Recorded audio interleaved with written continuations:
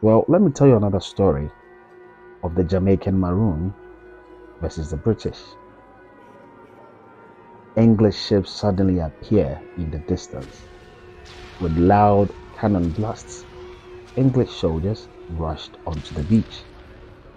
The Spanish soldiers tried to fight but soon ran away.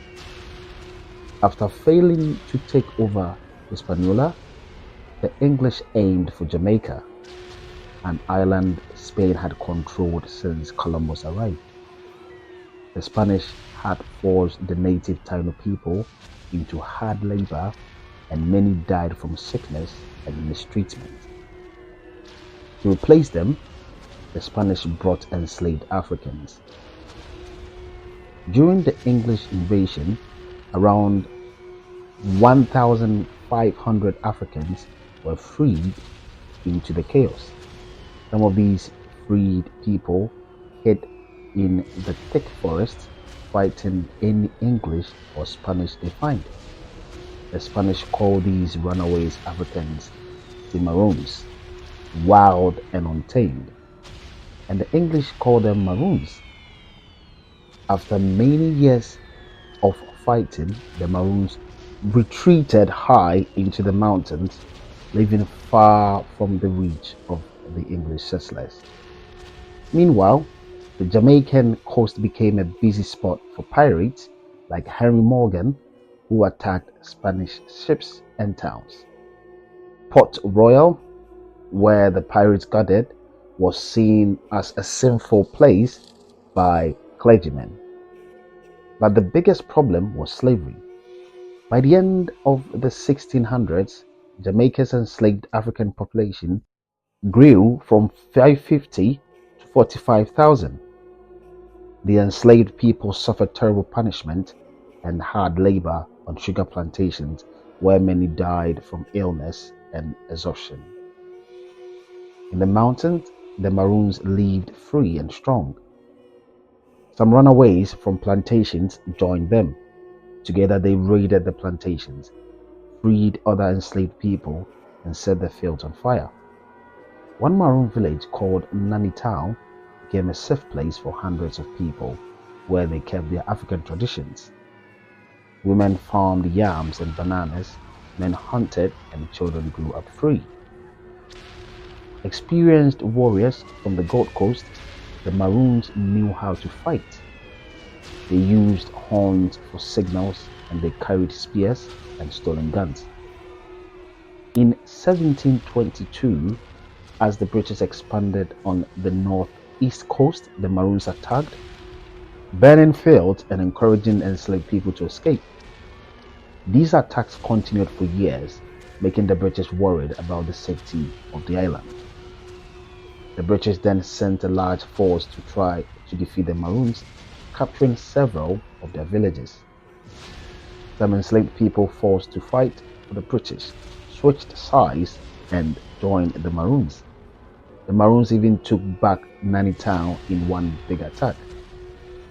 The British then realized the Maroons were strong and feared by all.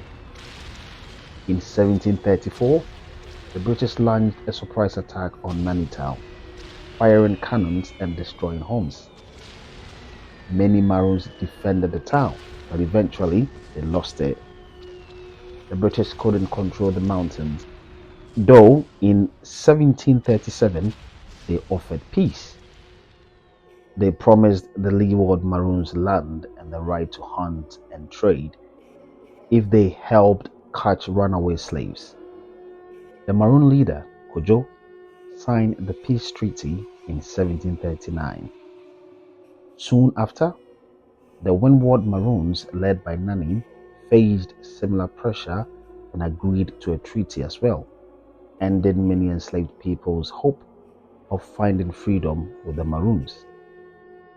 As more ships arrived, the enslaved population grew to nearly 300,000.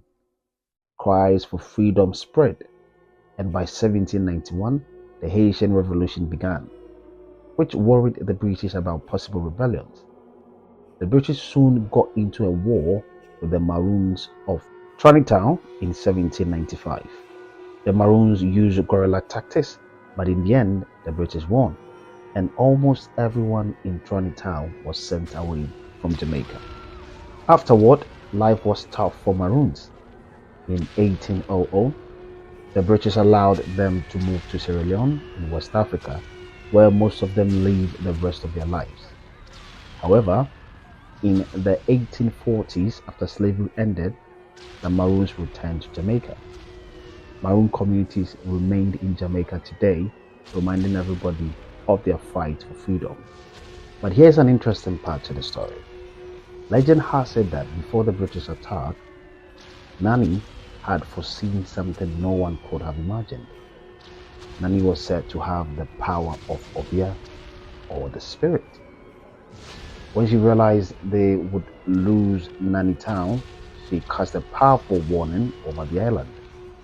She told her people, one day we will turn stronger, the land will remember us.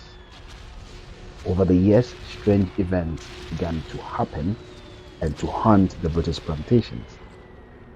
Crops would fail without reason. Animals would scatter in the night.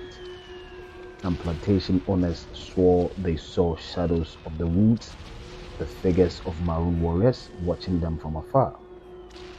The British, though they didn't believe in curses, grew wary. They built forts and tried to keep the enslaved people from escaping, but whispers of Nanny's warning grew louder. Let me tell you about Nanny. Nanny, also known as Nanny of the Maroons, was a legendary leader and hero of the Jamaican Maroons, who were groups of formerly enslaved Africans who escaped and built their own free communities in the mountains of Jamaica.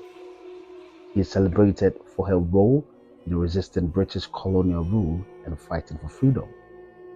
Nanny is remembered as a skilled warrior, spiritual leader, and brilliant strategist. She was the leader of Nanny Town, a Maroon settlement in the Blue Mountains, and her community often raided British plantations to free enslaved people. A deep knowledge of guerrilla warfare helped the Maroons outsmart and ambush British soldiers many times, using the dense forest and mountains terrains to their advantage. Besides her tactical skill, Nanny was believed to have spiritual powers, or Obia, a term for African spiritual practices. Legend says she could catch bullets, and she used her powers to protect and heal the people. She inspired fierce loyalty among her followers, and her leadership helped the Maroons retain their independence even as the British controlled much of Jamaica. Nanny signed a peace treaty with the British in the 1730s, which granted the Maroons land and freedom in exchange for helping to control future uprisings of enslaved people. Her legacy lives on as a symbol of resilience and freedom, and she is honored as one of Jamaica's national heroes for her courage and dedication to her people's independence. In 1865, another rebellion erupted, the Morant Bay Rebellion. People say Nanny's spirit stirred it up, reminding the British that Jamaica would never fully be theirs. Long after Nanny's time, a fierce spirit lived on, inspiring people to rise up for justice. And even today, many Jamaicans believe that if they ever forget the strength of their ancestors, Nanny's spirit will come back to remind them. The Maroon Wars showed the power of people who refused to be controlled. Their bravery taught us about unity, the importance of holding on to culture, and the strength to fight against injustice. Even in the hardest times, their courage inspired others to stand up for what is right. And I want this to be a lesson to you.